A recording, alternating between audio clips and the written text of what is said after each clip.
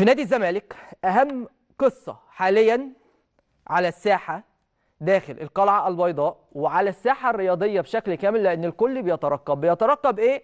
بيترقب موقف أحمد مصطفى زيزو نجم نادي الزمالك. أنا جايب لحضراتكم كواليس دقيقة جدا في ملف رحيل زيزو عن نادي الزمالك، الرحيل المحتمل حتى هذه اللحظة، وأنا هحكي لك بالظبط إيه اللي بيحصل. رحيل محتمل، وحط تحت محتمل دي كذا خط، لأن الموضوع لسه ما بين وبين، وهشرح لك الأفضل من وجهة نظر الزمالك والأفضل من وجهة نظر زيزو والمحيطين بزيزو. فخلينا نبتديها واحدة واحدة. أول حاجة اللي الناس ما تعرفوش إن نادي الخليج السعودي، نادي الخليج السعودي، مين نادي الخليج السعودي ده؟ اللي انضم له اول امبارح محمد شريف نجم النادي الاهلي بشكل رسمي، ووصل الفجر اليوم وتصور وكل حاجه خلصانه، وعنده اول ماتش قدام اهلي جده على ما اعتقد، يعني نتمنى له يا رب كل التوفيق. نادي الخليج السعودي ده هو اول نادي في السعوديه تقدم بعرض رسمي لاحمد مصطفى زيزو. نادي الخليج السعودي كان بيرغب في التعاقد مع احمد مصطفى زيزو نجم نادي الزمالك واحد ابرز نجوم الكره المصريه والافريقيه، محدش يختلف على كده بالمره، ونجم منتخبنا الوطني الاول. طيب، اول ما وصل العرض ده كان في جلسه من 3 ايام بالظبط، جلسه من 3 ايام بالظبط ما بين والد زيزو ومسؤولي نادي الزمالك في مقر نادي الزمالك. الجلسه دي كانت للحديث مش على انتقال زيزو للخليج، لا، كانت الحديث على مبدأ رحيل اللاعب من نادي الزمالك.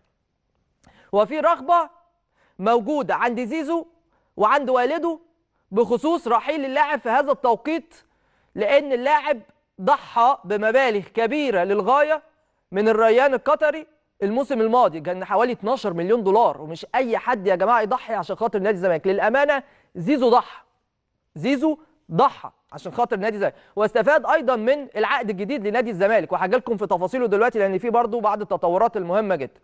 فالجلسة دي كانت للحديث على مبدأ رحيل اللاعب. طبعا المبدأ قوبل بالرفض من مسؤولي نادي الزمالك، وطبعا مسؤولي نادي الزمالك عارفين زيزو امكانياته صعب تتعوض، للامانه الشديده صعب انك تعوض لاعب بقيمه وحجم وامكانيات احمد مصطفى زيزو.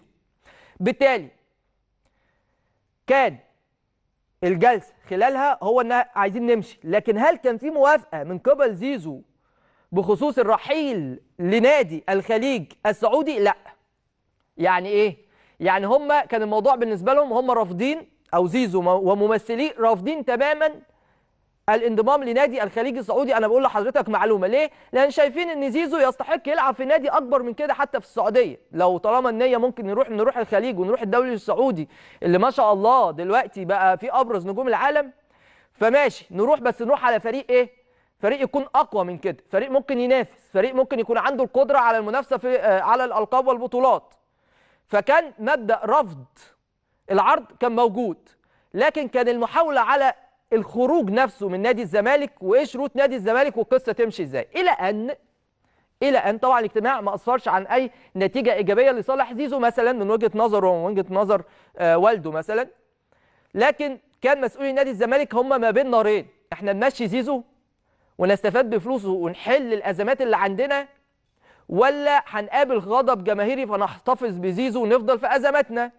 فما كانش في عقاد نافع في الجلسه دي، يعني ما كانش في رد نهائي. طيب ايه اللي حصل بعد كده؟ ايه اللي حصل بالظبط امبارح بالتحديد؟ امبارح بس وصل عرض رسمي لنادي الزمالك، وخلي بالك العرض لا يشمل القيمه الماديه او المقابل اللي يدفع في زيزو، العرض جاي من الشباب السعودي بالفعل، ده حقيقي. عرض رسمي وصل امبارح بس لنادي الزمالك من الشباب السعودي. طبعا نادي الشباب نادي جيد، نادي هينافس من توب 5 مثلا في السعوديه. ففي رغبه، في موافقه مبدئيه عند زيزو، نعم في موافقه مبدئيه عند زيزو.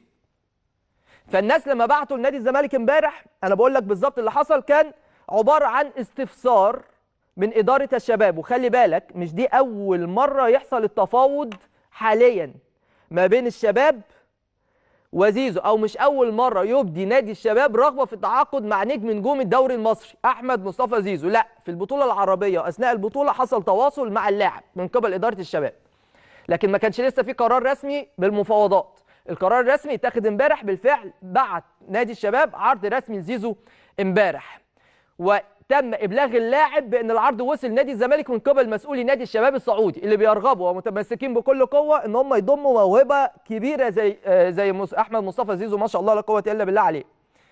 تمام؟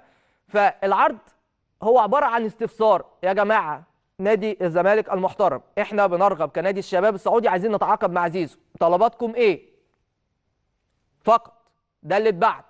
الناس ما بعتوش، لان في ناس تقول لك اصل 6 اصل كلام من ده. اللي هقول لك بالظبط الرينج اللي هيتكلم فيه الشباب السعودي دلوقتي. طيب هل نادي الزمالك رد؟ حتى هذه اللحظه ما ردش نادي الزمالك، حتى هذه اللحظه نادي الزمالك ما ردش. طب نادي الزمالك هيعمل ايه؟ لحد اللحظه دي وانا بتكلم معاك نادي الزمالك مبدئيا رافض اصلا مبدا خروج زيزو، لان الناس تتكلم لا الدنيا مش مستحمله، احنا عندنا لعيبه كتير مشيت، احنا عندنا ازمه قيد، مش هينفع نخرج نجوم الفريق، رغم ان في اصوات اخرى داخل نادي الزمالك بتقول لك لا احنا الافضل ان احنا نبيع عشان نستفاد بالقيمه الماليه الكبيره المتوقع الحصول عليها جراء بيع احمد مصطفى زيزو. فبالتالي مبدئيا يتقال لزيزو لا احنا مش موافقين على الخروج. حصل نوع من انواع الضغط، تمام، من جانب اللاعب: يا جماعه لا احنا شايفين دي الفتره الانسب ان احنا نخرج نفيد النادي ونستفاد، نفيد ونستفاد، خصوصا لما يكون عرض من انديه التوب 5 تقريبا في السعوديه. فزيزو هيكون سفير مشرف جدا للكره المصريه في الدوري السعودي المليء بهذا الكم الكبير من النجوم العالميه اللي ما كانش حد يحلم ان هو يشوفهم في المنطقه العربيه. فبالتالي هيكون سفير مصر في السعوديه، بخلاف حجازي مثلا، بخلاف طارق حامد لو كمل، هيكون واحد بحجم وموهبه احمد مصطفى زيزو. ده الكلام من جانب اللاعب. فبالتالي اللي بيحصل دلوقتي ان في جلسه داخل نادي الزمالك، جلسه داخل نادي الزمالك. الجلسه دي لمجلس اداره النادي، بيتم مناقشه ملف رحيل زيزو، وايه المميزات والسلبيات لو رحل اللاعب، ايه اللي ممكن يحصل، ايه الافضل للنادي، ايه اللي ممكن نقدر نستفاد بيه كنادي زمالك لو خرج زيزو. اللاعب من جانبه منتظر نتيجة هذه الجلسة اللي بتعقد خلال هذه اللحظات وانا بتكلم مع حضراتكم داخل نادي الزمالك، طبقا للمعلومات اللي عندنا اللي احنا متأكدين منها جدا. هل حصل تطور؟ الجلسة بالمناسبة هي بقالها شوية يعني. لو حصل اي تطور هنبلغ حضراتكم بيه، لكن حتى هذه اللحظه الامور لسه مش واضحه بالنسبه لنتيجه الجلسه. طيب دي جزئيه مهمه. الجزئيه الثانيه موقف اداره الزمالك.